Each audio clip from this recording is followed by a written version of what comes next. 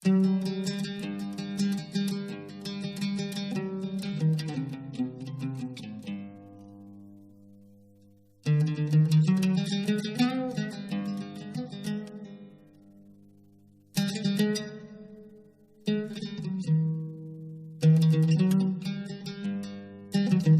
grew up with help in the house. We had a gardener, we had a driver, we had a cook, I had a nanny, we had a cleaning lady.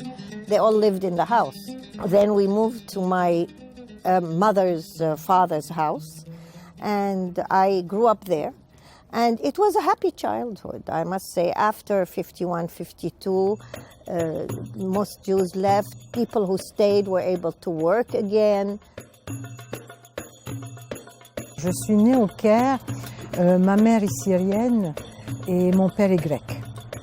Ils se sont rencontrés en Égypte, ils sont mariés en Égypte. Je suis née, j'ai un frère, lui aussi il est né au Caire. On menait une très belle vie. Nous étions acceptés. La communauté juive faisait partie du cadre, faisait partie de la vie en Égypte. I loved my city. Shiraz is, compared to Florence of Iran, is a city of poets and roses and fountains and beautiful art. I never ever thought that I would not live in Shiraz. I thought my descendant would be living in Iran and in Shiraz for years and the generations to come, as it was from generations that we lived in Shiraz.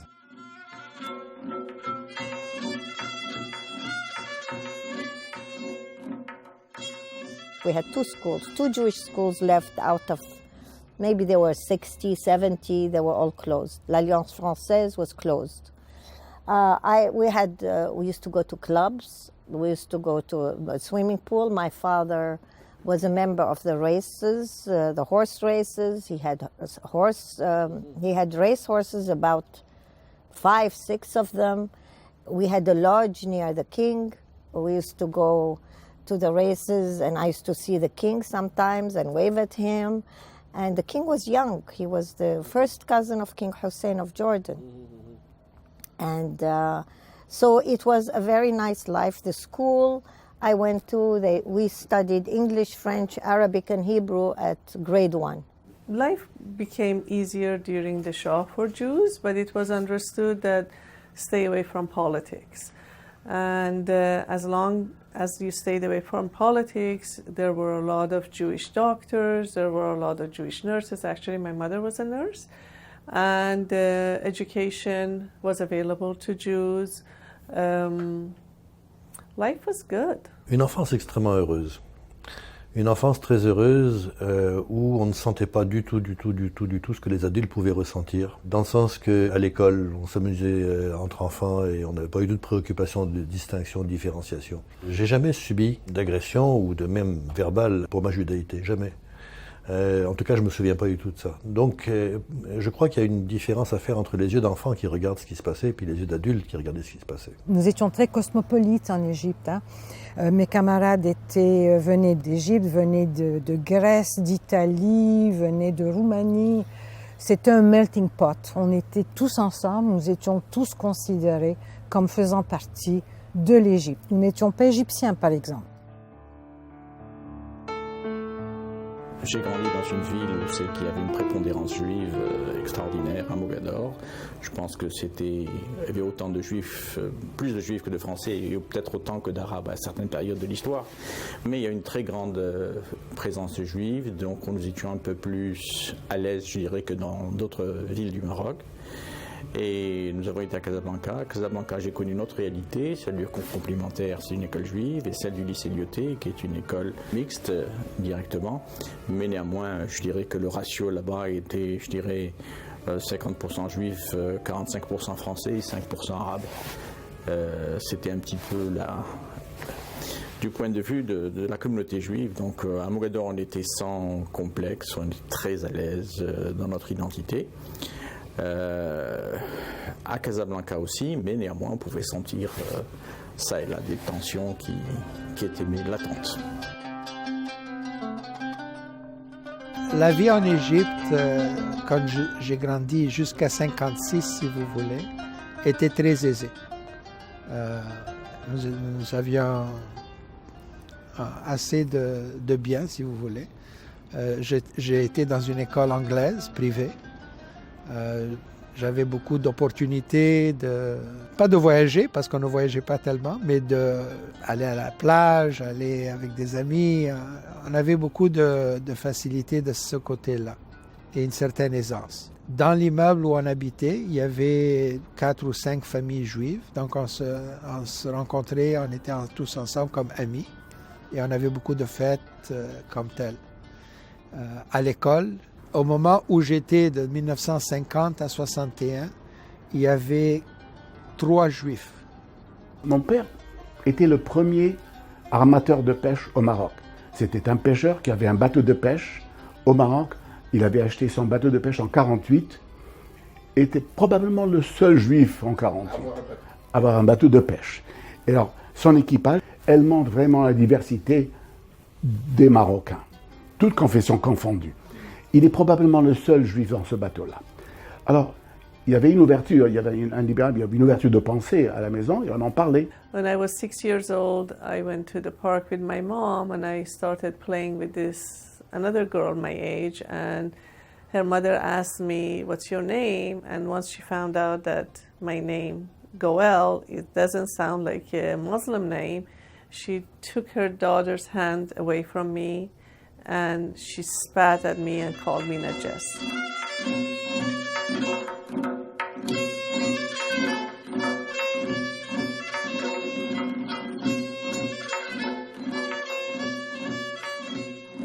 Most of the population, we had cordial relationship. They would go to our house, we go to their house, not to eat, but just as a friendship. And my mother was a nurse, so she had most of her colleagues were Muslim, and there was respectful relationship. Et mon père était dans le commerce. Et mon père était dans les vins, donc était tout le temps entouré de Français. Puis naturellement tous les travailleurs qui étaient arabes. Et je me souviens très bien qu'ils avaient un respect extraordinaire envers lui. Et lui aussi, il savait les comprendre, il savait les lire. Lorsqu'il y avait la fête du mouton, il leur faisait les fêtes et compagnie, etc. Donc il y a toujours eu cet aspect de respect et d'harmonie qui a existé à cette époque-là. Donc c'est un petit peu ce que j'ai ressenti là-bas. Donc il y avait de bonnes choses, mais en même temps il y avait des craintes systématiquement. Mais au-delà de tout, ce qui planait, c'est qu'en fin de compte, il y avait une nouvelle ère. La francisation ouvrait de nouvelles portes à la modernité, et aussi Israël ouvrait des portes à la dignité. Alors ça aussi, c'était très très important. Je n'avais pas beaucoup de relations avec des Égyptiens, sauf à l'école. Alors, à l'école, oui, j'avais beaucoup de relations avec les gens de l'école, mais pas d'une manière intime comme telle. Donc, on était quand même un peu isolés dans notre famille de ce côté-là. Les Juifs ont tellement contribué à la vie en Égypte, à la vie économique par exemple, les gros magasins. Il y avait des gros magasins qui étaient construits et gérés par des Juifs. La vie intellectuelle, il y avait des poètes, il y avait le cinéma par exemple. Le premier film a été fait en Égypte, a été introduit par un Juif en Égypte, Togo Mizrahi. C'est lui qui a introduit le premier film en Égypte. Donc le Juif a beaucoup contribué au fil des ans.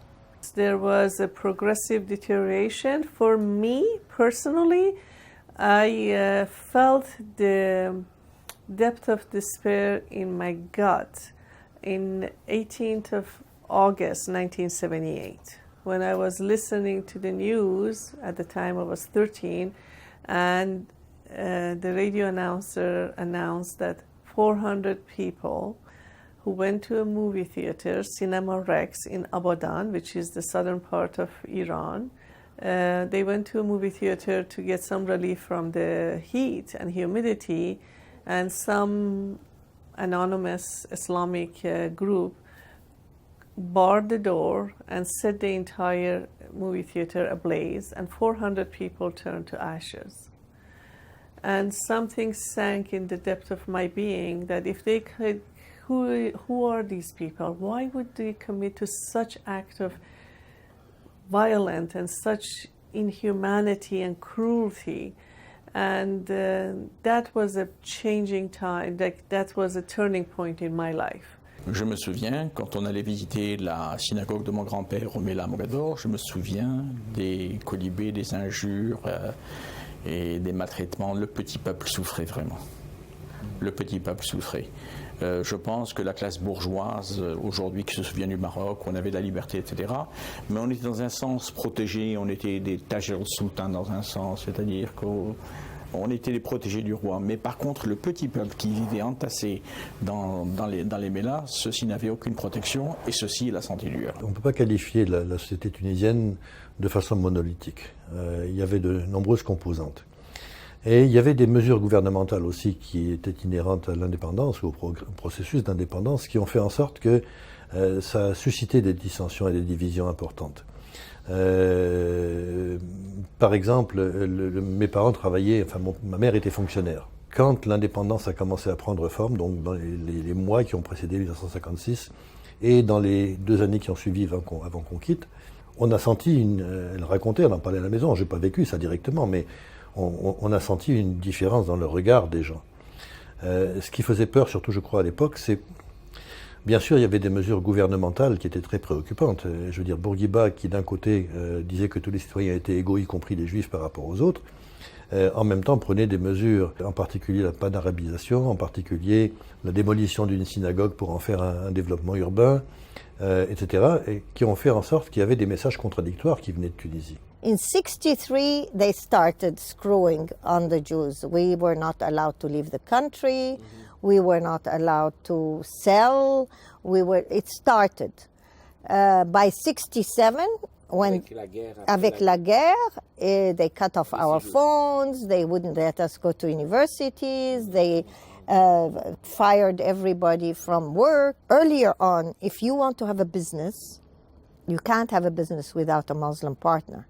So you have a friend who's a Muslim, you put the money, he's a silent partner, and you give him half. But by the time 67 arrived, the Muslim partner comes to work, tells him, get out, it's my business. Les Juifs ont commencé un peu à se sentir pas mal menacés. Pourquoi? Parce que c'est là où toutes les factions venaient prendre le contrôle des quartiers juifs à Beyrouth, je parle, à tour de rôle. Donc un jour c'était les phalanges, un jour c'était telle faction musulmane, un jour c'était telle autre faction musulmane, et ainsi de suite. Donc finalement, le gouvernement n'ayant plus son poids comme il l'avait avant, c'est là où la communauté juive a commencé à ressentir beaucoup plus au fait, ils subissaient les tractations de la guerre, quoi, entre les factions qui venaient prendre le contrôle de Wadi Abou Jamil, qui était le quartier juif de Beyrouth. En Tunisie, on était mes parents, ma famille, étaient dans une situation assez particulière, puisque nous étions français en Tunisie et nous étions juifs en Tunisie. Donc ça veut dire que aussi bien du point de vue de la réaction des pays arabes en général à la création d'Israël et ce qui est venu par la suite, et en particulier avec Suez en 1956, on était pris sur 2 fronts. On était pris parce qu'on était français, donc représentant l'occupant, et on était pris parce qu'on était juif, et donc identifié à Israël et identifié effectivement à ces vagues très violentes qui ont eu lieu après la création d'Israël dans la plupart des pays arabes. Donc on a vécu cette double réalité-là. Et ça c'est assez intéressant dans la mesure où on ne pouvait pas gagner. On ne pouvait pas gagner parce que les mesures... Par exemple, quand Bourguiba a détruit cette fameuse synagogue, ça a fait un scandale. Mais c'est un scandale... dans lequel on était complètement minoritaire dans la réaction. Je veux dire, les gens trouvaient ça normal qu'on détruise une synagogue pour en faire un développement immobilier dont on avait besoin pour loger les gens. On a commencé à faire très attention à qui on parlait, qu'est-ce qu'on disait. Il fallait pas, on n'avait pas le droit d'écouter la radio. Alors je me souviens, mon père et mon grand-père, parce que mes grands-parents habitaient avec nous, mettaient la radio très bas pour pouvoir écouter, voir qu'est-ce qui se passait. On n'avait pas le droit. C'est là où j'ai commencé à avoir peur. J'étais amie avec des voisins musulmans que nous avions quelques étages plus haut. Nous étions très bons amis, on jouait ensemble, les petits-enfants, etc. Puis là, à un moment donné, maman a dit « Fais attention à ce que tu dis ». Puis on a découvert que le papa de ces petits-enfants-là travaillait au gouvernement. Il fallait faire très attention de ce qu'on disait. Je me rappelle, mon père, tout d'un coup, on lui a enlevé son titre, on lui a enlevé son poste et il devait enseigner à un arabe qui, d'après mon père, était presque illettré. Mon père avait été humilié d'avoir perdu son poste, d'avoir perdu son poste de cadre, si vous voulez. Et c'est là où j'ai commencé à voir que c'était pénible. C'était pénible. Pour mon père, c'était très difficile, très, très difficile. Il y a deux niveaux d'antisémitisme. Je n'ai pas eu une expérience physique de l'antisémitisme. C'est-à-dire que mon père n'a pas été incarcéré, n'a pas été... mais il y a eu pas mal d'incidents psychologiques. Exemple, après, quand Gamal Abdel Nasser est venu en Égypte, et en 1954, quand il a pris le pouvoir, et en 1956, quand il y a eu la guerre avec Israël, la France et l'Angleterre, il y a eu quand même des répercussions. Tous les biens de notre famille ont été nationalisés par le gouvernement parce que mon père avait la représentation de Hoover Limited.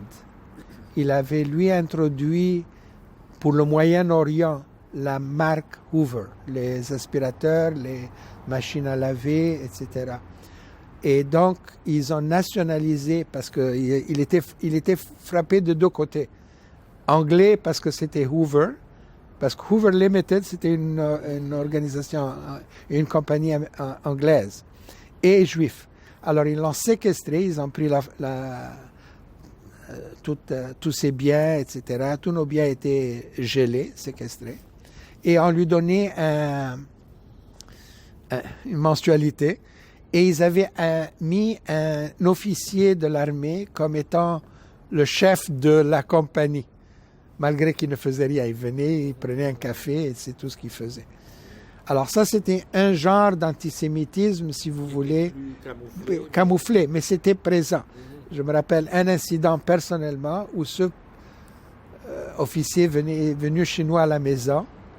Il a vu un cadre que nous avions sur le mur. Et ce n'était pas un Van Gogh ou quelque chose comme ça. Il a dit « j'aime ça » et il l'a pris. Donc quand même, c'était ce genre de... Really, from 63 onward, you know, it was like the canary in a coal mine. Vous connaissez the expression canary in a coal mine? The canary can live on maybe... If you put him and reduce his oxygen to 10%, he will die immediately. But if you put him in the coal mine and slowly, he will still live at 10% oxygen. Étranglement till he dies. Once he dies, so it was the same with us. They were taking things away slowly. You kind of say, okay, I can do without that. At one point, even letters, like they used to write, Ila Sayyid al-Muhtaram, to Sir, to the Mr., say, Shashua. Then it started to become to Shashua, or to Menashi Shashua. C'est un contexte qui a été rendu très difficile. Je veux dire, des gens avec qu'on côtoyait régulièrement, de façon très, très informelle, pratiquement amicale, même quelquefois, ont commencé à changer d'attitude. Ma mère me racontait par exemple que quand elle était dactylo au ministère des Finances à Tunis, presque du jour au lendemain, on s'est mis à avoir auprès d'elle des exigences qui étaient bien supérieures à celles qu'on avait auprès des autres employés. Le regard dans la rue était différent. On entendait de plus en plus souvent le mot Yehudi prononcé dans différents trucs, les cafés, etc. Donc, c'est une atmosphère délétère qui s'installait. Somebody knocked at our door and said that I want to speak with your mom. And after this lady left, I found out that she was a nurse in my school, and she heard in the administration area that my name is in a blacklist. So what is a blacklist meant at the time? They would come get you, they would torture you, they would rape you, they would kill you, they do whatever they want with you and nobody knows where you are. And she warned my mother that I'm in danger, and my mother told me that I have to go to hiding. And it was so dangerous that I didn't even want to tell my mom where I was. So I knocked on one door, I went to a friend's house, I went to another city. For 6 months I wandered the whole country. And then I came back and I was in the house for 6 months. I did not leave the house. And then my mother came to me and said, this is not the life you're living. You might as well try to see if you can be free. We were being watched and followed every day with an armchair. The guy sitting in an armchair looking at our house and running after everybody who comes in the house. This is the beginning. After people were being at school, les enfants ont commencé à, they started to faint out of hunger because their parents were lost their jobs. Eventually, in 1968, they started to come to homes at night, like, at midnight, or always after midnight, to terrorize us.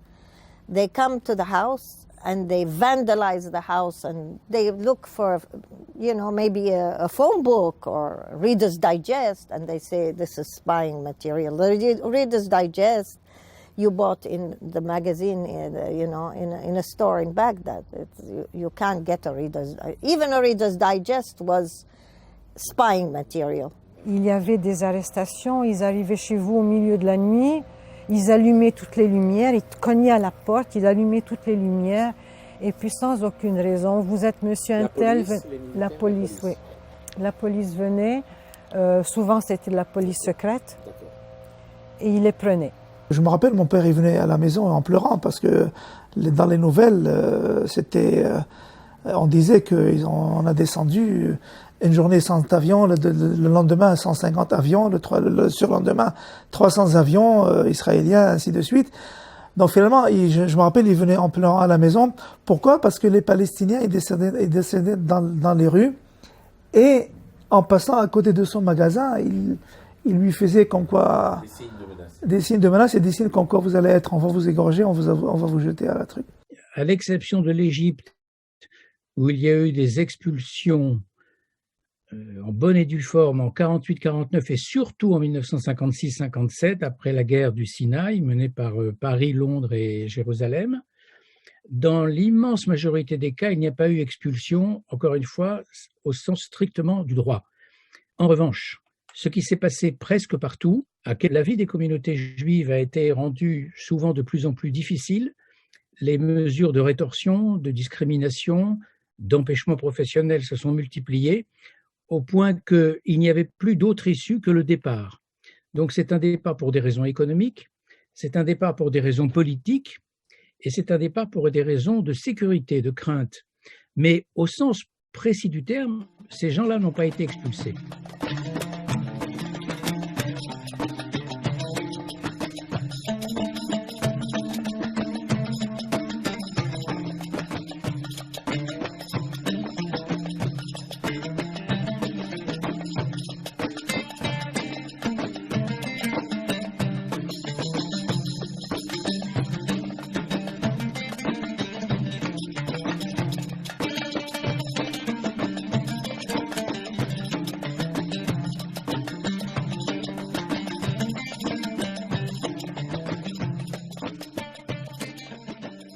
Dès que Nasser est venu au pouvoir, il a commencé à avoir des nationalisations. Alors là, on entendait un tel a perdu sa fabrique, un tel a perdu son magasin, un tel est arrivé à son boulot et il y avait le sceau du gouvernement, il ne pouvait pas rentrer. Et c'est là où on commençait à entendre « Ah, tu as entendu, le voisin, il s'en va. Ah, tu sais, ta cousine, elle va partir. » C'est là où j'ai commencé à entendre de plus en plus l'émigration. Quand on vous séquestre vos biens, quand on vit dans la peur de se faire incarcérer, c'est un peu Et vous donner un troisième exemple, c'est que pour quitter l'Égypte, il fallait faire une demande. Mon père était apatride, on ne lui a jamais donné la nationalité. Moi et ma mère, nous étions italiens, donc on avait le droit de quitter. Et ils nous ont dit, si vous voulez quitter, quittez, mais mon père doit faire la demande de quitter et on ne lui le donne pas. Pourquoi? Parce que la manufacture ne pouvait pas, son usine ne pouvait pas fonctionner sans lui. Alors, ils l'ont gardé jusqu'à ce qu'il a dû faire apprendre aux gens qu'il était là de pouvoir le faire. Et comme j'ai sur le passeport, je peux vous le montrer, on l'a convoqué au Caire le 29 septembre et ils nous ont donné 48 heures pour quitter l'Égypte le 1er octobre. J'ai trouvé des documents, en fouillant, j'ai trouvé des documents de mon père, des lettres qu'il avait écrites en 1957 à un directeur de la Barclays en Angleterre, disant qu'il voulait quitter, qu'il fallait qu'il quitte l'Égypte avec sa famille s'il pouvait avoir un poste en Angleterre. Donc, je pense bien que c'était à ce moment-là, aux environs de 57, que la famille a commencé à penser à partir. Mais nous, effectivement, nous sommes partis seulement en 1963. Ça a pris tout ce temps-là pour pouvoir régler, pour pouvoir avoir le passeport, pour sortir, nous avions le passeport grec, pour avoir le passeport et pour avoir l'autorisation de quitter le pays. Nous, notre famille, nous avons eu beaucoup de chance. Beaucoup de chance en ce sens qu'on avait été capable de sortir la tête haute, plutôt que d'autres qui ont été expulsés, comme des milliers qui avaient été expulsés. Nous avons pu prendre certains de nos biens. I crossed the desert, so my mother came with us from Shiraz to Zahedan, and from Zahedan we went to Pakistan. It was supposed to be a 20-hour walk, and then we would get into the car to cross the desert. It ended up being a 20-hour ordeal, and it was like Time magazine called Kabir Alud Desert, the desert that I crossed, the most dangerous desert in the world, where drug dealers, arms smugglers, and human traffickers all cross at the same time. So it was by grace of God that I survived. We never told each other how we escaped because everybody's escape story was something you'd see in a movie. Some people were escaping with smugglers. The smugglers held them up in the middle, tell them if you don't give us more money. Some people disappeared, never to be found. Obviously, some people were arrested. By the way, Iraq knew we were escaping. They were paid for each and every one of us leaving, apart, above and beyond their confiscating everything we left behind. Alors, les gens ont fermé leur maison avec les tapis persiennes, avec les argenteries, avec tout ce qu'ils avaient. They just closed the door and left. So Iraq, the Iraqi government knew it's going to be theirs. So they took everything. Plus, they denationalized us. Plus, they took all our property. All this was calculated. So they let us leave illegally. But in the meantime, from time to time, they would arrest people who are up north and bring them down and terrorize them again and torture them again. Alors, when we were taking a chance to escape, we knew. Quand on était en Irak, ma mère et moi, nous avons acheté des pilules to commit suicide if they came for us. Okay? Pas cyanure, no. We didn't think that far. We went to sleeping pills to just take the whole thing. And when I was escaping, of course I took it with me. In case I get caught, I'll swallow it and finish. I don't get tortured. But you put this in your mind. It's either I'm going to die.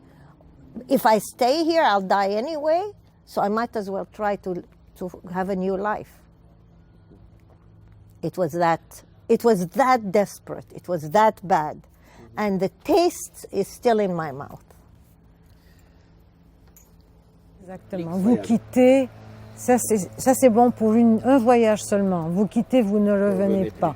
Alors, c'est ça. C'est ça. Nous ne l'avions pas sur notre passeport parce qu'on avait un passeport. Lui n'avait pas de passeport. Mon beau-père, c'est un laissez-passer. Lui, il était apatride.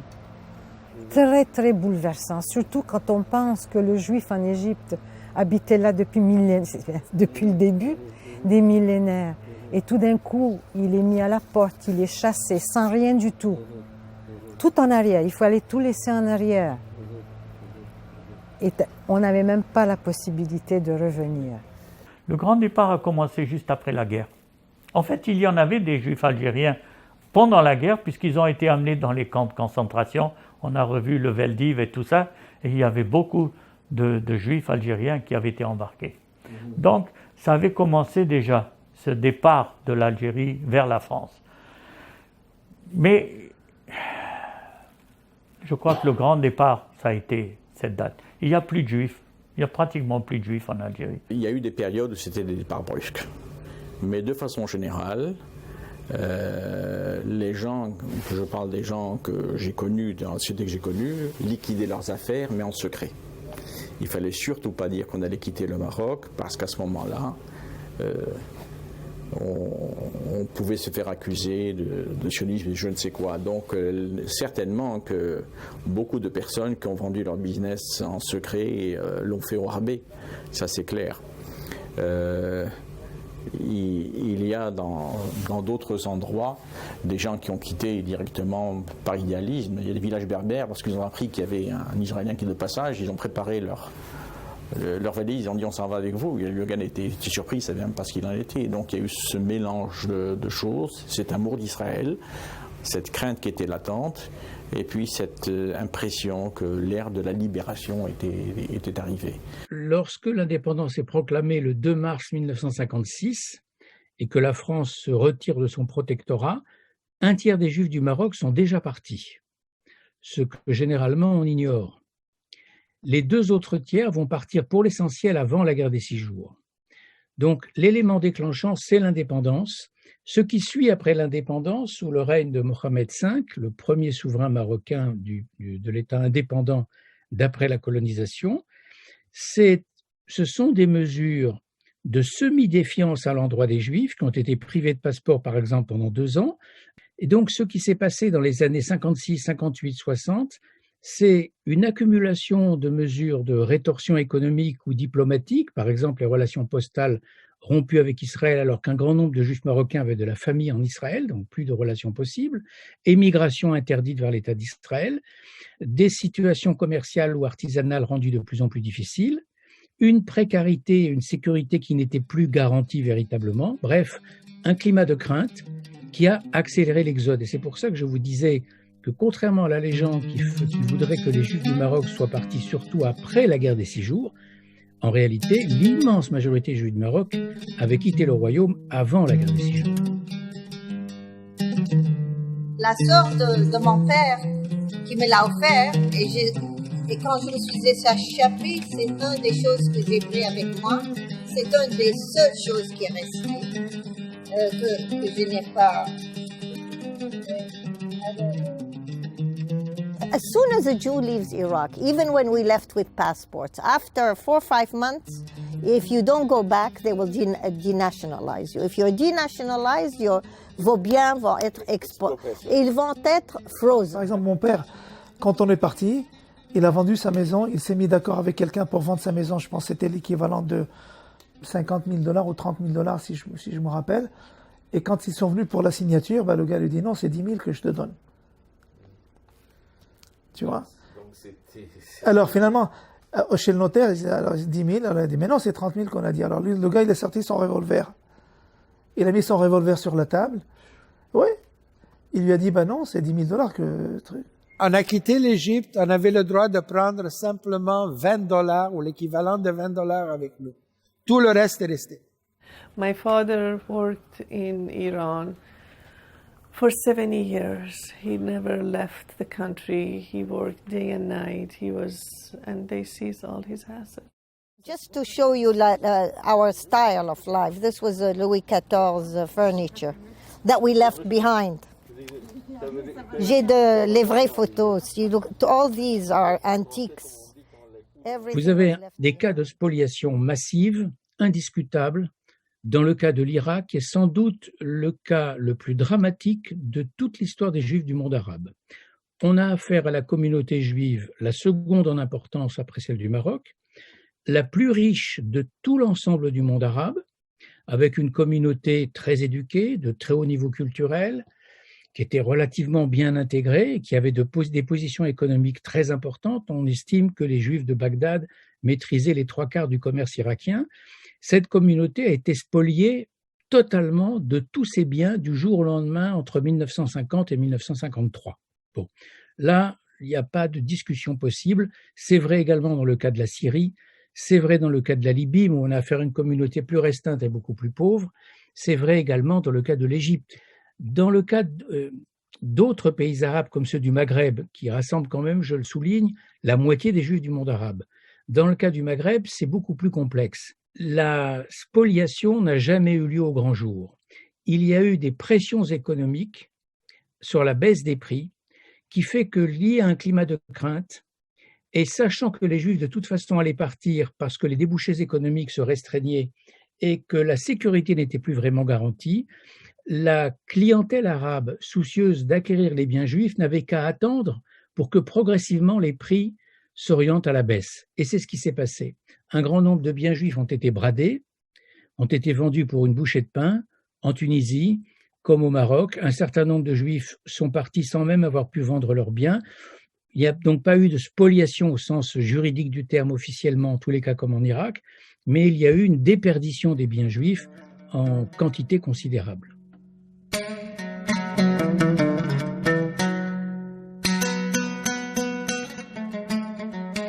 Il y a 3 ans, un donateur anonyme nous a donné un gros budget pour, sélectionner une firme internationale qui pourrait faire l'analyse des biens spoliés et 2, pouvoir les quantifier. Donc, nous avons sélectionné une firme qui s'appelle Baker Tilly. On a écrit un RFP. Ils ont répondu. Pricewaterhouse, KPMG, les grosses firmes ont été sollicitées. Beaucoup de firmes ont refusé pour des raisons politiques de s'appliquer dans ce dossier. Mais Baker Tilly, avec le bureau de Londres, nous avons signé cette entente que j'ai signée avec le rabbin Abadi et Stan Herman. Nous avons fait un état d'études et ils ont eu une approche très intéressante. Ils ont analysé pays par pays en se servant des archives, des données politiques, des données économiques depuis ces années-là. Le travail final devrait sortir dans les semaines qui viennent.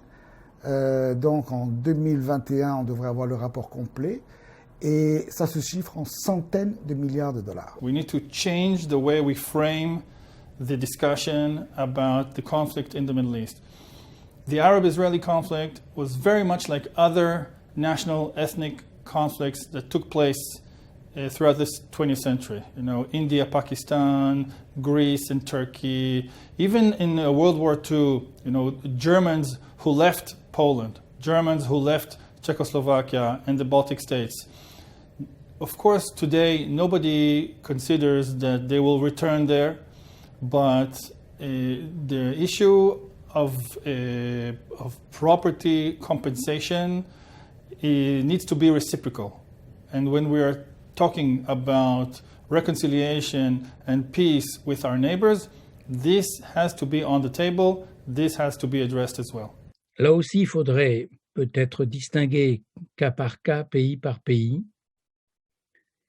Il est possible qu'il y ait un jour une ouverture du côté du Maroc, possible. En revanche, dans le cas des autres pays arabes, et en particulier de l'Algérie, et évidemment de l'Irak et de la Syrie, je dirais que la possibilité est de l'ordre de 0. Il n'y a quasiment aucune chance que demain, il y ait une indemnisation de ces communautés juives. Et pourquoi ? Parce que pour qu'il y ait indemnisation, il faudrait que le monde arabe accepte d'écrire son histoire. Quand on vous met à la porte avec rien qu'une valise, en vous donnant, dans certains cas, 48 heures pour partir, c'est des réfugiés. Vous partez, vous ne savez pas où vous allez, mais vous savez que vous partez. Ça, c'est oui, absolument. Pas tout le monde, par exemple. pas tout le monde, mais en général, les Juifs qui ont quitté l'Égypte sont des réfugiés. Quand on quitte et on laisse tout en arrière, c'est un réfugié. Je me considère comme un réfugié, mais j'ai jamais eu les droits d'un réfugié. J'ai jamais eu de l'argent ou pour m'aider à commencer une vie ici au Canada. Je suis venue, j'ai travaillé dès que je suis arrivée, j'ai payé mes taxes toute ma vie. J'ai jamais eu, I never got help. Quand on parle de réfugiés, par exemple, qui sortent d'Égypte, où on leur a enlevé une citoyenneté, ou d'Irak, etc., les choses ne sont pas les mêmes du tout. Je crois qu'il faut respecter la nuance pour garder la crédibilité de tout le processus. Mais cela dit, effectivement, nous avons dû quitter par crainte de persécution. Et donc, quand je dis par crainte de persécution, ce n'est pas des craintes aléatoires ou improvisées.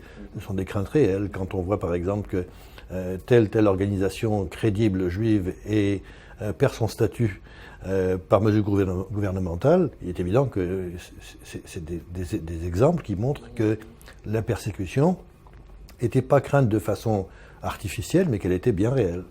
Les Juifs d'Égypte, c'est ça. Ils ne veulent pas se considérer comme réfugiés, premièrement. Vous allez demander à n'importe quel Juif d'Égypte, est-ce que vous êtes réfugié? La première réaction, c'est que non, nous ne sommes pas des réfugiés. Je ne sais pas si c'est question de fierté, d'orgueil. Le Juif d'Égypte est sorti de là la tête haute, même s'il a été mis à la porte, même s'il a été emprisonné, il reste qu'il y a cette fierté-là. Donc il ne va jamais se considérer comme réfugié. Ça, c'est une grosse différence entre réfugiés de certains pays arabes et nous. On ne s'attend pas, on ne pense jamais recevoir quoi que ce soit du gouvernement égyptien. We were in Pakistan and we claimed refugee status with United Nations. The only problem with United Nations is that once you're a refugee, you stay refugee. I didn't want to be a refugee. I didn't want somebody to just give me a few dollars to barely survive. I wanted to learn English. I wanted to go to school. I wanted to work. Il y avait à peu près 857 000 juifs dans les pays arabes. Et j'évite de dire le monde arabe parce que ce n'est pas un terme propre. Je reviendrai à ça. Dans les pays arabes et l'Iran. On ajoute l'Iran. Alors là, on élargit pour parler un peu de ça. Il y avait 857 000 juifs. Sur cela, 257 étaient au Maroc. Pardon, je corrige, 856 000. Et sur ça, il y avait 257 000 qui étaient au Maroc. Une bonne 30% de la population juive dans les pays arabes et l'Iran.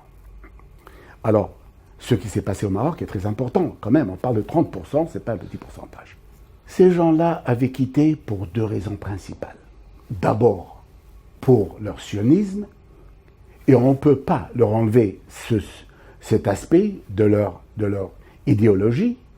C'était d'abord des sionistes, et bien sûr pour des raisons économiques, de les traiter de réfugiés. Je crois que ce ne serait pas juste d'appeler tout le monde réfugiés et ressortissants des pays arabes. Ce serait peut-être plus juste, pendant que Nasser était en train d'expulser ces juifs pour créer une cohésion, une union nationaliste, le Maroc essayait d'empêcher les juifs de quitter, justement pour garder une diversité ethnique. L'ONU a été injuste envers nous. Et sans vouloir reprocher quoi que ce soit à qui que ce soit, parce que ça on pourrait en faire un débat par la suite, mais le fait que par exemple il y ait le Haut Commissariat aux réfugiés qui existe pour tous les réfugiés de la planète, qu'ils soient à l'intérieur même de leur pays ou à l'extérieur de leur pays, n'était pas suffisant. On a créé un organisme de réfugiés pour les Palestiniens seulement. Dans cette optique-là, les réfugiés palestiniens sont réfugiés de génération en génération. Alors que nous, on n'a pas voulu reconnaître notre statut de réfugié, alors que nous sommes des réfugiés qui correspondent à la définition de réfugiés produite par les Nations Unies elles-mêmes. Donc il y a une injustice fondamentale. Et ne serait-ce que pour ça, c'est important de faire ressortir ce qui s'est passé. Ne serait-ce que pour ça, c'est important de garder la flamme très très vivante. Est-ce qu'il s'agit de réfugiés politiques? Au sens étroit du terme, non. Mais si on admet dans la catégorie réfugiés politiques des hommes et des femmes qui partent parce qu'à un moment, à un moment donné, leur sécurité n'est plus garantie dans leur pays de naissance, alors on peut dire que la quasi-totalité des Juifs du monde arabe relève de cette acception-là, de cette définition-là. Il y a dans tous les cas de figure, dans les situations de départ, dans quasiment tous les cas de figure, il y a cette dimension de peur, de crainte de l'avenir, d'une sécurité qui n'est plus du tout assurée, ou qui n'est plus en tous les cas tout à fait assurée. Alors c'est criant dans le cas de l'Égypte de 1956, de l'Irak du début des années 50 ou de la Libye de 1951 et plus encore de la Syrie. C'est beaucoup plus subtil, bien sûr, dans le cas du Maroc ou dans le cas de la Tunisie. Mais prenons par exemple le cas de la Tunisie, vous avez un immense exode qui suit la guerre des 6 jours en 67 parce qu'on sait que la guerre des 6 jours en 67, le 5 juin 67, a été caractérisée par des émeutes anti-juives gravissimes dans la ville de Tunis, où la grande synagogue de Tunis d'ailleurs a été incendiée. Donc, je reviens sur cette idée fondamentale. Dans le cas de figure où la sécurité n'est plus garantie, on peut parler de réfugiés politiques. Nous, d'origine d'Égypte, les personnes d'origine d'Égypte, avons tourné la page. Nous avons dit ce qui est arrivé. Nous sommes ici, c'est notre pays d'accueil, on refait notre vie. Vous avez rebâti votre vie. On a rebâti, et ça je parle pour la majorité des Juifs d'origine d'Égypte. Il n'y a jamais eu vraiment de revendication. Évidemment, il y a eu de la tristesse, il y a eu tout ce qui va avec le fait d'avoir perdu tous ces biens. Mais il n'y a jamais eu vraiment une revendication comme telle. On n'a pas dit oh, on va aller là, on va reprendre nos biens. C'est sûr que certains qui ont laissé des terres et des biens auraient voulu les récupérer, mais ils ne sont jamais restés avec une certaine rancune. Il n'y a pas cette rancune. That we didn't grow up as like children of refugees and like with a dark past, etc. You know, like they told us that they were kicked out of a country, but that was like a side point. Really, it was, you know, the family that they had there, the experiences that they had there, the life that they had, which was good before it started deteriorating towards the end. So we didn't really grow up with that kind of, you know, heavy-minded feeling that we've been kicked out of a country, although maybe they've obviously experienced it and they suffered through it, but they didn't pass that on to the next generation.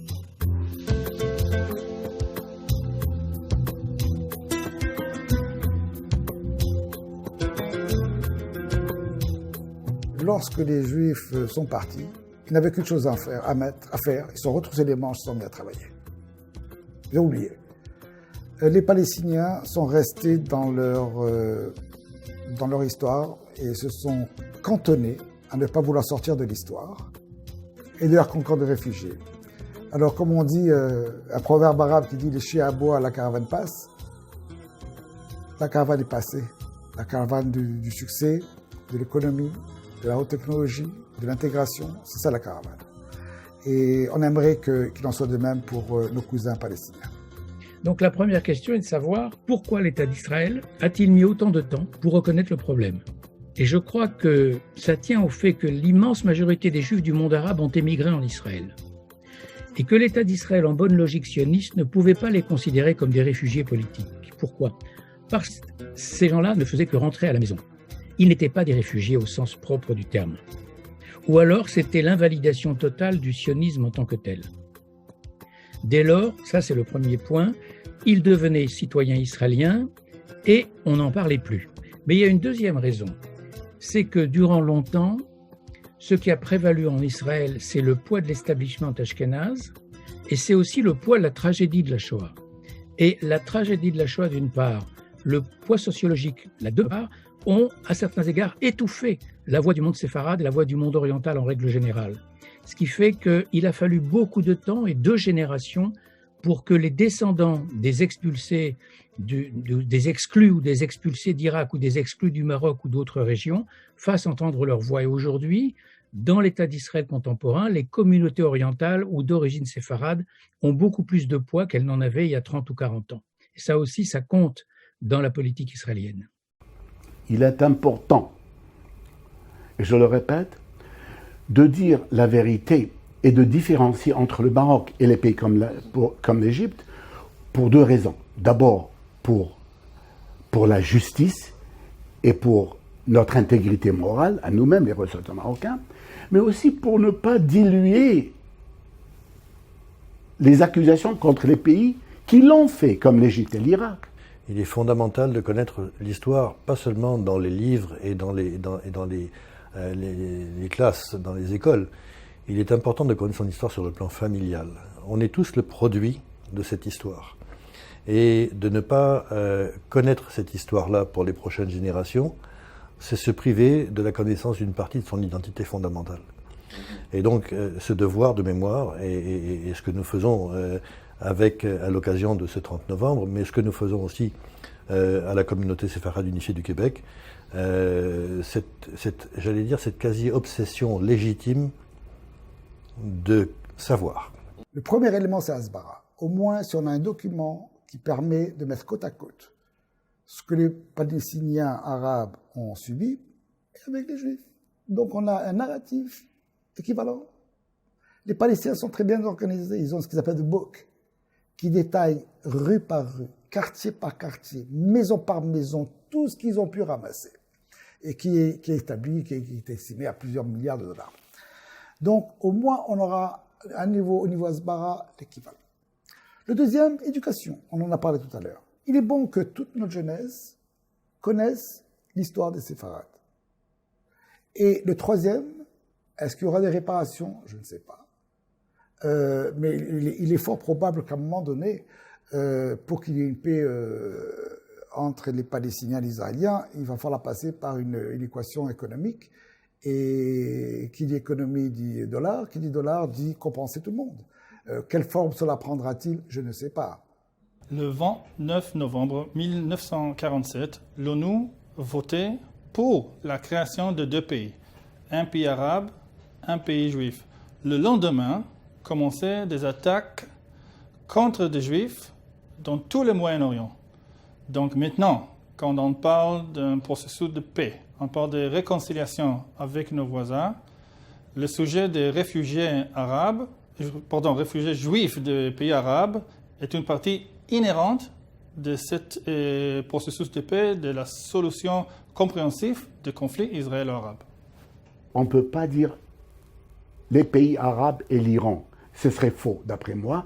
Cette mission devrait changer et de philosophie et d'ampleur, et être plus précise. Est-ce qu'elle a place? D'après moi, je crois que oui. Mais elle devrait être spécifique et dire voilà ce qu'on demande à l'Égypte, voilà ce qu'on demande, et séparément, et de ne pas mettre tout dans un seul panier. Parce qu'en le faisant, on dilue. Elle est une artiste à Londres, elle habite New York, elle est une de mes meilleures amies ici, elle habite Nice, elle habite Londres, elle habite Arizona, elle habite Londres, lui il habite Paris. Alors vous voyez, on est partout au monde maintenant. Il faut que les gens, il faut que le monde entier se rende compte qu'il y avait des Juifs dans les pays arabes. Parce qu'aujourd'hui, il n'y en a presque plus. Il faut qu'ils sachent qu'il y a des Juifs qui existaient dans les pays arabes et dans quelles circonstances ils ont quitté le pays. Ça, c'est extrêmement important. Il n'y a pas de doute. I don't want the Jews to do the same mistake, the Canadian Jews, to do the same mistake as the Jews in Germany. They kept saying, we're German first, we are not Jews, and they paid the price. And I don't want the Jews living in the diaspora to forget that they are Jewish first, and when push comes to shove, they will have to, they will be considered Jews, whether they consider themselves Jews or not. So this book I wrote because I hope that no one lives the kind of life I left behind when I came to Canada. But knowing that what is possible and what anti-Semitism smells like and tastes like, then we would be more prepared to recognize it when we see it. So please remember, if something they're telling you right now doesn't make sense, be careful where you give your voice to, where you give your support to. If what they're doing right now doesn't seem that they're supporting Jews, later on, whoever that is, when they come to power, they will do the same. When they tell you they don't like you, trust them the first time.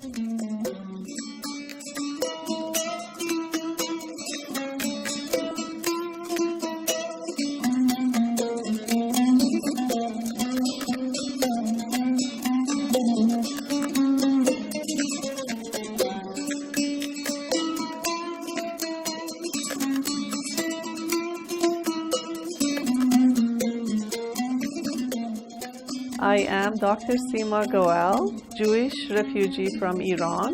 Mon nom est Eugène Roditi, réfugié juif d'Égypte. Je m'appelle Lisette Chachua, je suis née en Irak. Je suis une réfugiée qui n'a jamais été traitée comme réfugiée. Mon nom est Rose Simon Schwartz, je suis originaire d'Égypte.